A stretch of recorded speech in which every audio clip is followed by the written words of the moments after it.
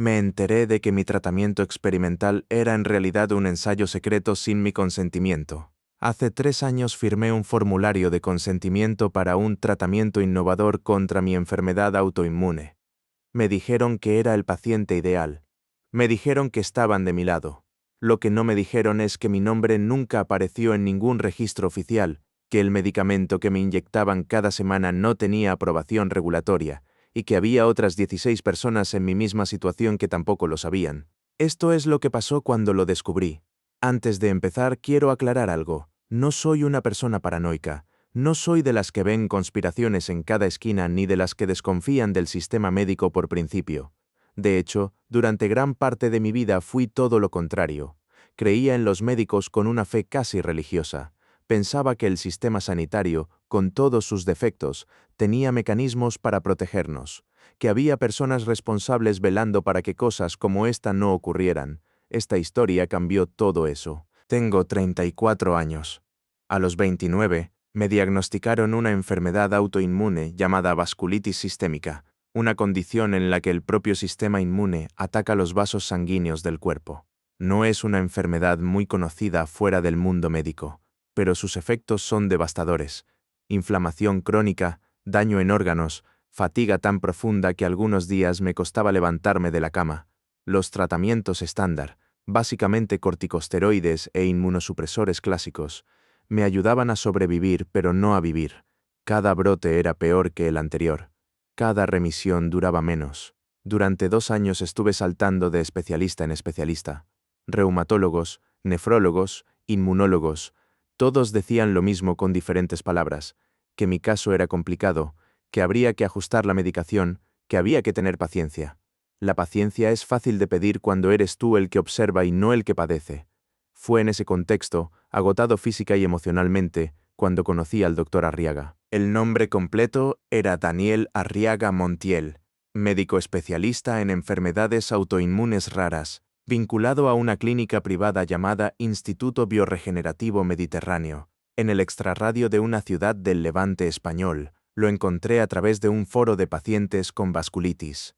Alguien había publicado su experiencia con él. Llevaba 8 meses en tratamiento, sus marcadores inflamatorios habían bajado drásticamente, se sentía como una persona nueva. El post tenía decenas de respuestas, la mayoría positivas, algunas escépticas, pero el suficiente número de personas con historias similares a la mía como para que decidiera al menos pedir una consulta. La primera visita fue distinta a todo lo que había experimentado antes.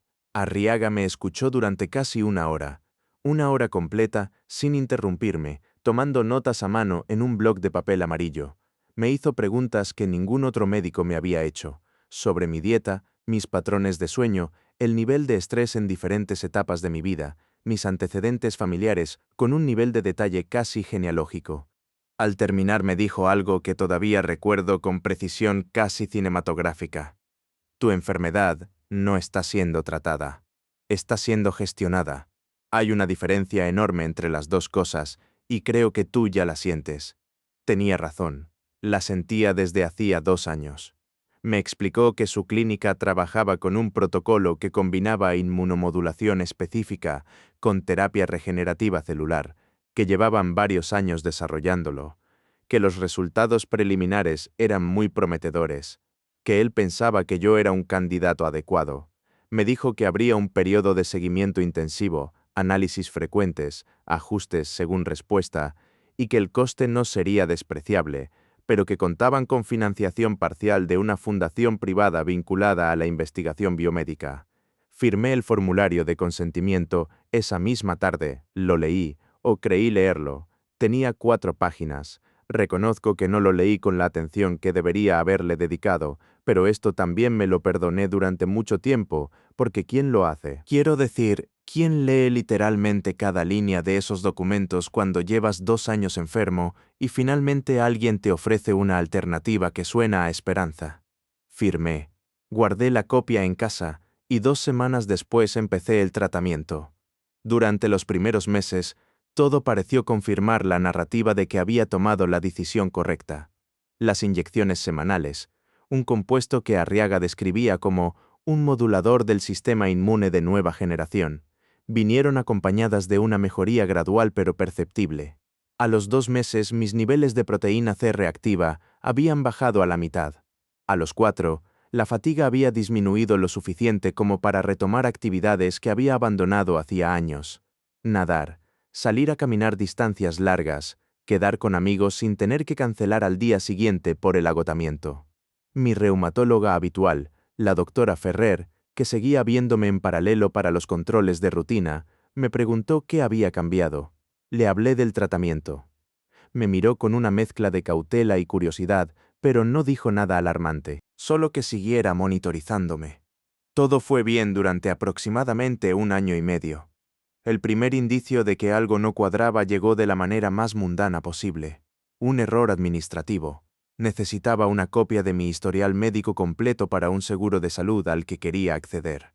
Pedí toda la documentación, informes, analíticas, prescripciones. Todo llegó en orden excepto por una cosa. No aparecía ningún registro del tratamiento en el Instituto Bioregenerativo Mediterráneo. Ninguno. Ni las inyecciones, ni los controles mensuales, ni las analíticas específicas que me hacían en la propia clínica. En mi historial oficial era como si esos 2 años simplemente no hubieran existido desde el punto de vista de ese tratamiento concreto. Le pregunté a Arriaga. Me dijo que era un problema de comunicación entre sistemas, que la clínica utilizaba una plataforma propia todavía no integrada con los registros públicos, que en breve se resolvería. Sonó razonable. Lo acepté. Pero algo se había movido en algún rincón de mi cabeza. Empecé a buscar más información sobre el instituto. Página web. Existía y parecía profesional. Número de registro sanitario. Presente. Pero cuando intenté encontrar publicaciones científicas vinculadas al protocolo de inmunomodulación que me estaban aplicando, no encontré nada. Ningún artículo en PubMed. Ninguna ponencia en congresos. Ningún ensayo clínico registrado en las bases de datos oficiales europeas o estadounidenses. Para una terapia que supuestamente llevaba años en desarrollo, esa ausencia era, cuando menos, inusual. Me dije que quizás publicaban bajo otro nombre, que quizás estaban en fases muy preliminares, que quizás yo no sabía buscar bien. Seguí buscando. Lo que encontré a continuación lo encontré por casualidad, de la manera en que a veces la vida te entrega información que no estabas preparado para recibir. Estaba en un grupo de Facebook de pacientes con enfermedades autoinmunes raras, uno al que llevaba apuntado años, pero en el que apenas participaba. Alguien publicó preguntando si alguien más había tenido experiencia con una clínica llamada IBE Mediterráneo. La sigla me llamó la atención. Le di al post. Había 7 respuestas. 4 de ellas eran de personas que habían recibido tratamiento allí. Una de esas personas, una mujer que usaba el seudónimo María José 1978, escribió algo que me heló la sangre. Yo estuve allí 2 años. Me enteré hace unos meses de que lo que nos estaban poniendo era un compuesto experimental sin autorización de la AEMS. Lo descubrí porque una periodista me contactó. Están investigando al doctor Arriaga. Tardé varios minutos en poder escribir una respuesta coherente. Le mandé un mensaje privado. Respondió esa misma noche. Y lo que me contó en las horas siguientes reorganizó completamente mi comprensión de todo lo que había vivido en los últimos 2 años. María José había sido paciente del instituto durante 22 meses. Como yo, había llegado después de años de tratar una enfermedad autoinmune con resultados insatisfactorios. Como yo, había experimentado una mejoría notable en los primeros meses. Como yo, había firmado un formulario de consentimiento que, según ella, decía en términos vagos que podría participar en procedimientos de evaluación clínica avanzada. La periodista que la había contactado se llamaba Irene Sousa y trabajaba en una revista digital de investigación médica. Llevaba varios meses siguiendo la pista de un ensayo clínico no registrado vinculado al instituto. Según lo que Irene había podido reconstruir, el compuesto que Arriaga administraba a sus pacientes era un agente inmunomodulador de origen biotecnológico que un laboratorio privado con sede en Lisboa estaba desarrollando. El laboratorio necesitaba datos clínicos reales para avanzar en el proceso de aprobación regulatoria, pero obtenerlos a través de los canales oficiales habría requerido años de burocracia, comités éticos, registros públicos y supervisión externa. Lo que habían hecho, al parecer, era crear una estructura paralela, una clínica privada con apariencia de legitimidad, un médico con credenciales reales, pacientes con enfermedades crónicas suficientemente desesperados como para firmar documentos sin leerlos con lupa, y un protocolo de recogida de datos diseñado para alimentar el expediente de aprobación del laboratorio portugués. Nosotros no éramos pacientes, éramos sujetos de prueba. Sin haberlo consentido de manera informada y explícita, pedí a María José el contacto de la periodista. Me lo dio esa misma noche. Irene Sousa me escribió al día siguiente. La conversación con Irene fue una de las más perturbadoras y al mismo tiempo más clarificadoras de mi vida. Me explicó lo que sabía hasta ese momento. Había podido identificar al menos 17 pacientes que habían recibido el mismo compuesto en el instituto durante los últimos 4 años. De esos 17, solo 4 habían dado su consentimiento a algo que se aproximaba vagamente a un ensayo clínico, aunque el documento que firmaron tampoco cumplía los requisitos mínimos exigidos por la legislación española y europea para este tipo de procedimientos. Los demás, entre los que me encontraba yo, habían firmado formularios de consentimiento estándar para tratamiento médico privado, sin ninguna mención explícita al carácter experimental del compuesto ni a su vinculación con un proyecto de investigación externo. Me preguntó si conservaba el formulario que había firmado. Lo tenía.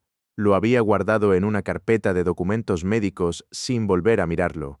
Lo saqué esa noche y lo leí por primera vez con atención real, línea por línea, con la ayuda de una amiga que es abogada. El documento era un prodigio de ambigüedad calculada. En ningún lugar decía explícitamente que yo iba a recibir un compuesto experimental no autorizado. Pero tampoco decía lo contrario. Había frases como el tratamiento puede incluir procedimientos de evaluación y seguimiento de nueva generación, o el paciente consiente la recopilación de datos clínicos con fines de mejora del protocolo asistencial. Frases que, leídas con la ingenuidad de alguien desesperado por mejorar, sonaban a burocracia médica rutinaria. Frases que, leídas con los ojos de alguien que ya sabe lo que estaba pasando, tenían una intención muy diferente. Mi amiga, con una expresión que no voy a olvidar fácilmente, me dijo: «Esto no es un consentimiento informado. Esto es la simulación de un consentimiento informado».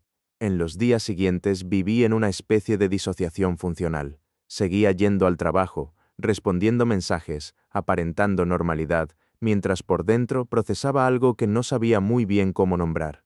No era exactamente rabia, aunque la rabia estaba. Era algo más profundo y más difuso.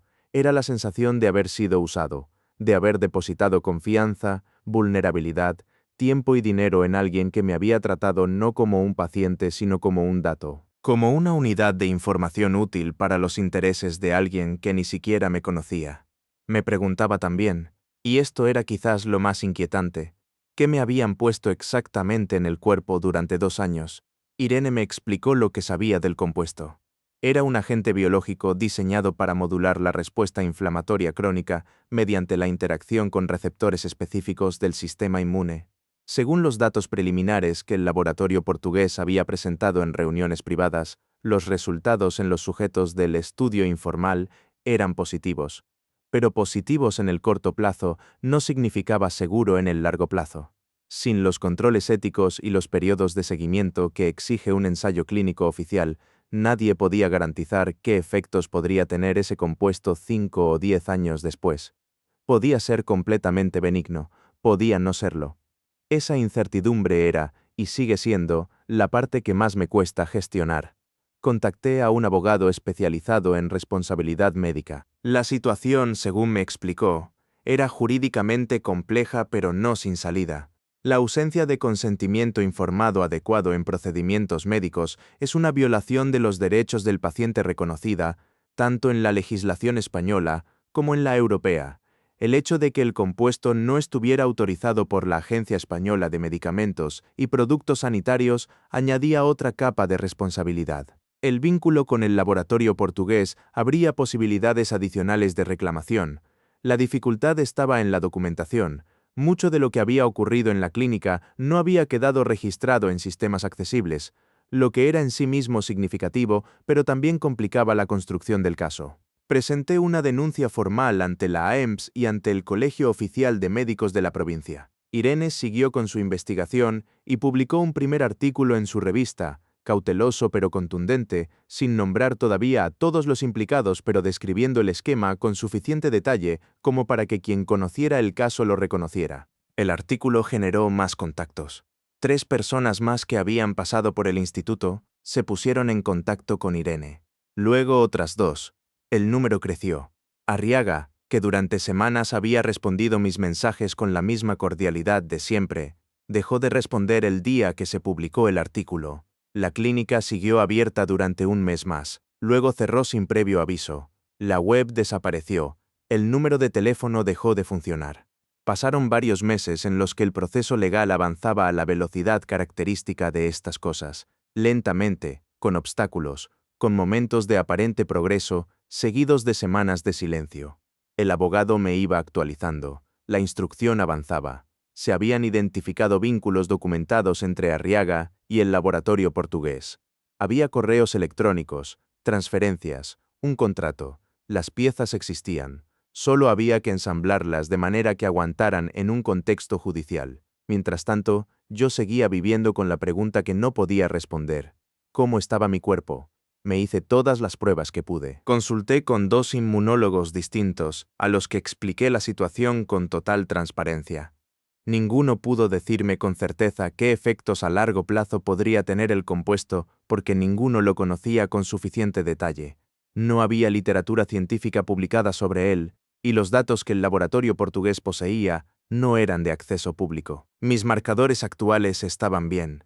La enfermedad autoinmune seguía en remisión, paradójicamente, lo que añadía una capa de amargura irónica al asunto. El tratamiento había funcionado, al menos en el sentido en que yo me encontraba mejor. Pero eso no absolvía a nadie. El fin no justifica los medios, y los medios en este caso habían sido mi cuerpo sin mi conocimiento real. Hubo un momento, algunos meses después de que todo saliera a la luz, en que hablé con otra de las pacientes afectadas, una mujer mayor llamada Carmen, que llevaba muchos más años que yo luchando con una enfermedad autoinmune aún más severa. Carmen me dijo algo que me impactó, que ella, en cierto modo, agradecía la mejoría que había experimentado y que no sabía cómo procesar el hecho de sentirse simultáneamente traicionada y aliviada, que era demasiadas emociones contradictorias para sostenerlas juntas. Entendí exactamente lo que decía porque yo lo estaba viviendo también. La rabia y el alivio. La sensación de haber sido usados y la conciencia de que, paradójicamente, el uso había venido acompañado de un beneficio real. No saber si estar agradecidos con el resultado mientras denunciamos el método es una posición moralmente incómoda y emocionalmente agotadora, y creo que es importante nombrarlo porque a menudo en estas historias solo hay espacio para la narrativa limpia de víctima y villano, y la realidad es más sucia y más complicada que eso. El proceso judicial sigue abierto mientras escribo esto. No voy a dar más detalles por razones que cualquiera puede imaginar, pero puedo decir que hay movimiento, que no somos solo nosotros los que estamos empujando, y que hay personas con más poder institucional que nosotros que también tienen interés en que esto llegue a algún lugar. Lo que sí puedo decir con certeza es lo que ha cambiado en mí. Soy incapaz de firmar cualquier documento médico sin leerlo completamente, sin importar lo larga que sea la espera ni el cansancio que tenga. Pregunto siempre, sobre cualquier medicamento o procedimiento, si está autorizado por las agencias reguladoras competentes y bajo qué número de registro.